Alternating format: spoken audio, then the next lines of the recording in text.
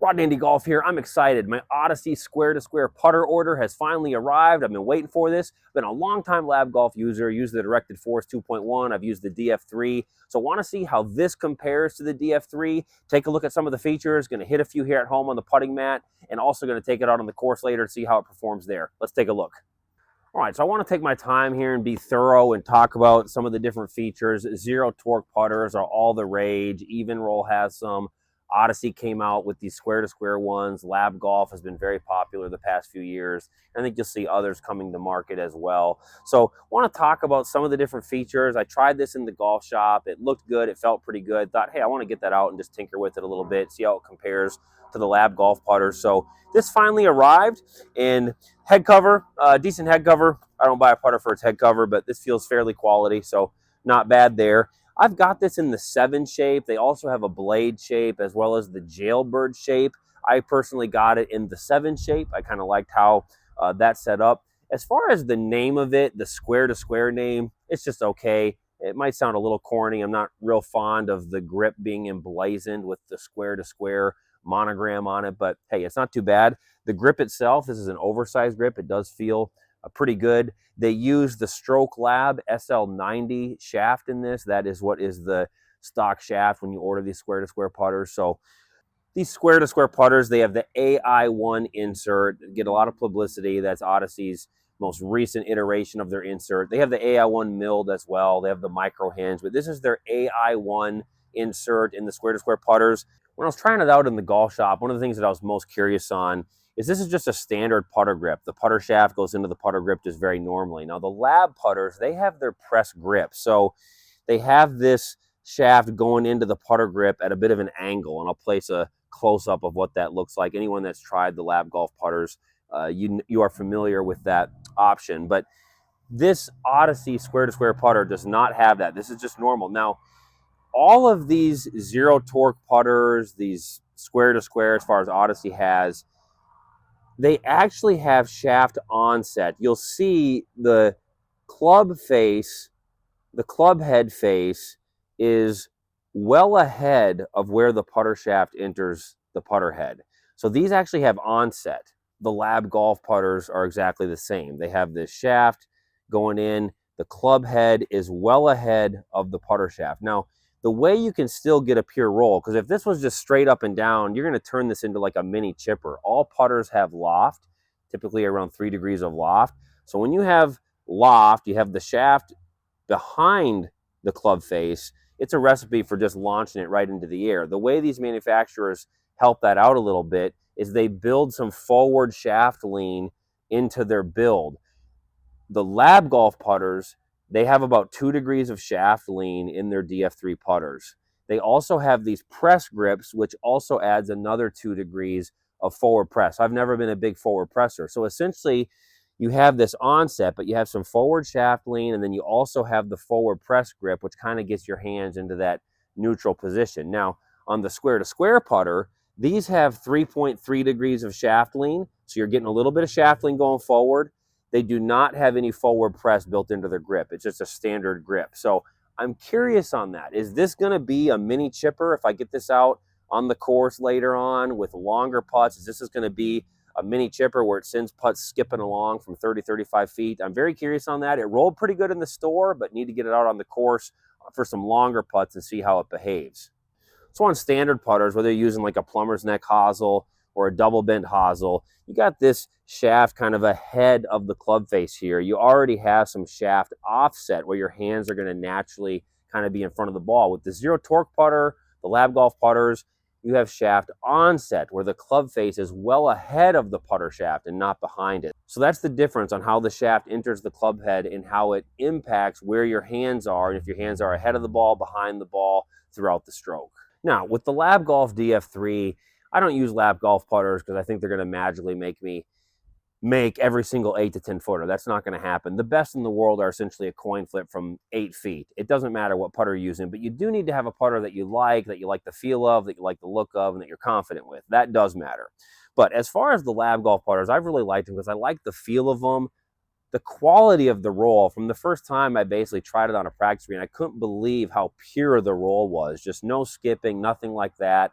Now, I don't know if their secret sauce is entirely uh, their very quality club face and their milling process. They have this shaft onset. I think some of their secret sauce, honestly, is their press grips, because you have this shaft onset where the club face is well ahead of the putter shaft. So you have this forward shaft lean a little bit, but then you have this forward press grip, which also sets your hands a little bit further, and it neutralizes this shaft onset. And I have always noticed just the pureness of the roll, very little skipping, just a true roll. It's a smooth roll. And honestly, of all the putters I've tried, it's the smoothest roll that I have ever found. So comparing it to the square to square, where you still have some shaft lean, but it doesn't have a forward press grip, I'm curious, how good of a roll do we get with the square to square? I'm going to hit some here at home, going to hit some out on the course later. So let's see how it rolls. All right, so I'm going to hit a few putts here on the putting mat before I take it out to the course later on.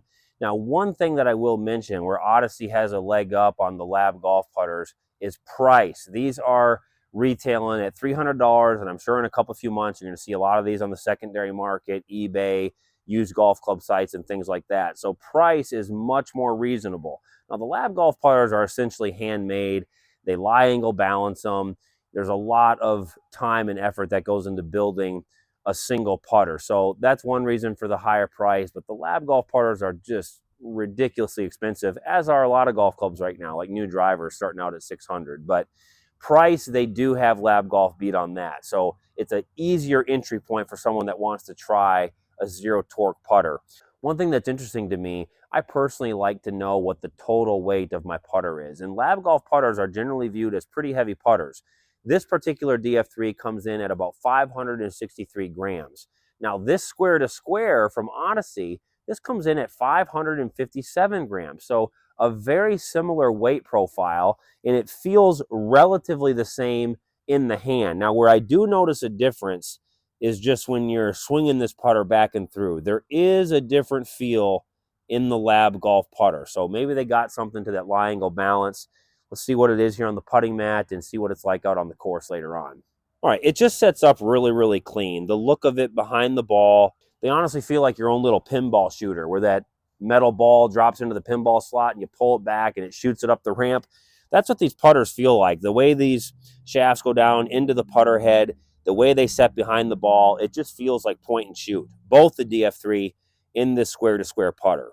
So let's see how this rolls it just on the putting mat. These are only about 6-7 footers. Feels okay off the AI1 face.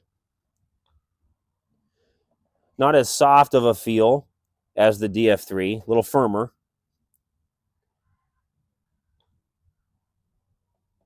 I mean, from what I can tell on this putting mat, kind of what I experienced in the golf store. It feels fine. That's why I'm testing it out. I'll try to get a picture of this. I don't know if I'll be able to capture this on a picture. When I put this behind the ball, I can see the insert of the face pretty solidly. So that's probably a result of the shaft onset, no forward press grip. I know we have 3.3 degrees of shaft lean, but I'm still seeing that insert pretty solidly behind the ball. So that's interesting. I'll try to get a picture that captures that. All right, so my experience here at home, just like I experienced in the golf shop, which is why I wanted to try it a little bit more. Clean sight lines, point and shoot mentality. It's like you got your own little pinball machine shooter. Good feel off the face. The onset, as far as how the shaft enters the club head, not an adjustment because of how I've used the DF3 putter for quite a while. The feel off the face is just fine, not as soft as the DF3. And from what I can tell, there's not quite as much of just a natural pendulum motion. So let's take it out on the course. I want to see how it behaves on longer putts, see if we get any of that skipping. All right, made it out to the course at the house. We talked about some of the different specs, the grip that's on the square to square putter, the way that these putters have onset with the face ahead of the shaft. So I made it out to the course. Want to test some longer putts, some shorter putts. The thing that I'm most curious about, it did feel good at home on the putting mat, but I want to see when we get it out here on 30, 35 foot putts, to still give it that smooth roll, because that's what I'm comparing it most as far as the DF3. So let's take a quick look at that. Let's see what kind of roll it gives it on some longer putts.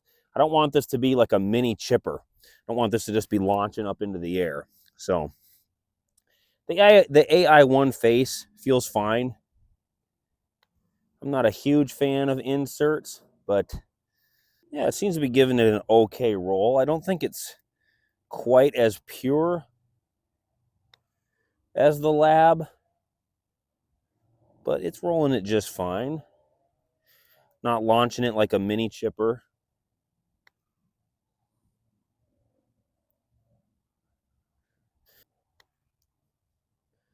Yeah, it gets it rolling nice.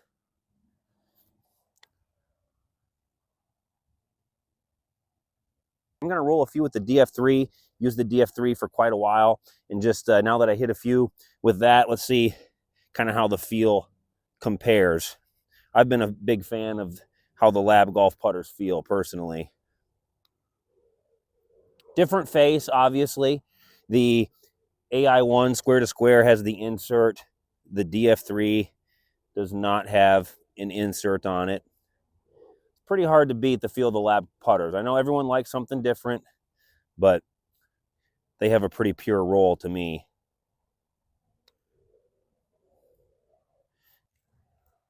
All right, let's try some shorter putts. So this looks a little more normal as far as looks go. Still kind of has that fang look, but as far as compared to the DF3, these look a little more normal. Like I said, this feels just like your own little pinball game. Straight up and down shaft, a little bit of forward lean. I personally didn't have to get used to the onset that much because I've used the LAB Golf putters for quite a while. I mean, I like how it sets up. It's just really clean.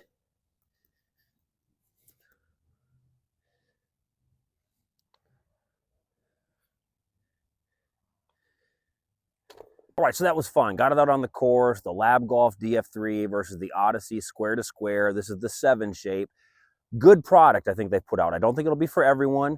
I did think the roll was a little better than I was expecting. I know it rolled fine on the putting mat at home. I was a little worried about getting it out on the course and just sending the putt skipping like it was a little mini chipper, but rolled it really nice. I think compared to the DF3, for me, the feel of the DF3 is a bit more pure, and I will say I think the roll on the DF3 is a purer roll. That could be my setup. It could be a flaw in my putting stroke. But for me personally, the DF3 does give it a little purer roll. But the square to square, just fine. So very pleased with it. I could see myself experimenting with it a little bit more. I like experimenting. I like tinkering. This was a lot of fun. I like trying out new products. I'm trying to build it up there in subscribers, and I would greatly appreciate it if you tap that subscribe button. Thanks for taking the time to watch.